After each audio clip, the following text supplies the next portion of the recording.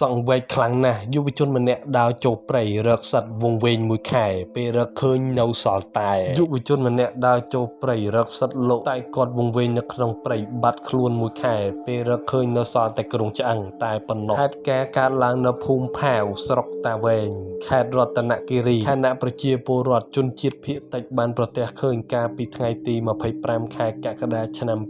2026អញ្ចឹងហើយបានថាបងប្អូនដែលគាត់ចូលចិត្តដើរព្រៃគឺត្រូវមានការប្រុងប្រយ័ត្នខ្ពស់ត្រូវស្គាល់ភូមិសាស្ត្រផងឬក៏មានអ្នកនាំផ្លូវក៏ល្អជៀសវាងទៅម្នាក់ឯងត្រូវចំនួនដោយការមានគ្នាអាចជាម្នាក់ឬពីរនាក់ក៏បាន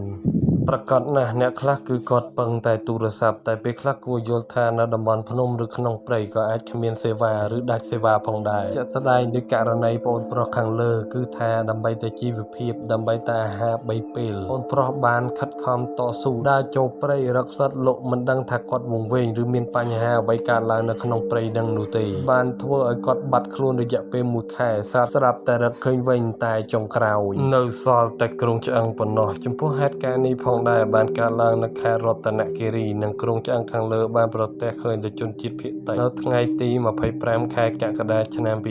2026ក្រោយរកឃើញជាក់ស្ដែងគឺថាក្នុងប្រភពវីដេអូខាងលើគឺថាសភាពសពគឺនៅសល់តែឆ្អឹងតែម្ដងពិតជាអណោចអធមណាស់ករណីនេះយោងតាមការសន្និដ្ឋានគឺថាបងប្រុសខាងលើគឺស្លាប់ដោយសារតែការជាប់វង្វេងនៅក្នុងព្រៃអស់រយៈពេលជាង1ខែក្រោយខ្លួនចូលទៅរកសត្វដើម្បីយកមកលក់ដូច្នេះគួររំលឹកថាការដើរក្នុងព្រៃនេះមួយគឺថាសូមប្រុងប្រយ័ត្នមិនដឹងថាក្នុងព្រៃនោះមានអ្វីនោះទេព្រោះដឹងហើយថាក្នុងព្រៃអាចសម្បូរដោយសត្វសាហាវសត្វអាសីរពិសអាចជាវង្វេងផ្លូវគ្រោះថ្នាក់ដោយប្រការណាមួយដូចជាបញ្ហាសុខភាពឬមានគ្រោះថ្នាក់ណាមួយដែលយថាហេតុក៏ថាបានបែបនេះហើយការដើរនៅក្នុងព្រៃយើងគួរតែមានគ្នាម្នាក់ពីរនាក់ដើម្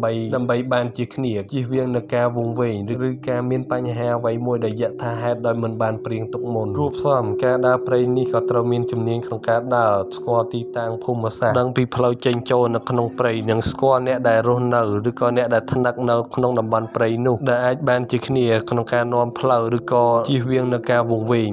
គួរផ្សំនេះផងដែរការដើរព្រៃលុះត្រាតែយើងមានជំនាញក្នុងការដើរស្គាល់ផ្លូវស្គាល់ទីតាំងភូមិសាស្ត្រខ្លះទើបយើងអាចដើរដោយសុវត្ថិភាពព្រោះវាអាចនាំឲ្យយើងវង្វេងហើយនឹងជៀសវាងនឹងការដើរព្រៃនៅពេលយប់ផងដែរព្រោះក៏អាចធ្វើជាប្រភពមួយដែលធ្វើឲ្យយើងវង្វេងផ្លូវដែលពិបាកនឹងរកផ្លូវចេញវិញនៅពេលយប់សរុបមកបុរសដែលវង្វេងនៅក្នុងព្រៃរយៈពេលជាង1ខែនេះគឺដោយសារតែជីវភាពគឺគាត់បានចូលទៅបេះសត្វដើម្បីធ្វើការយកមកលក់តែជាអកុសលគាត់បានវង្វេងនៅក្នុងព្រៃជាប់អស់រយៈពេលជាង1ខែចុងក្រោយក៏ត្រូវបានរកឃើញហើយប្រទះឃើញតែ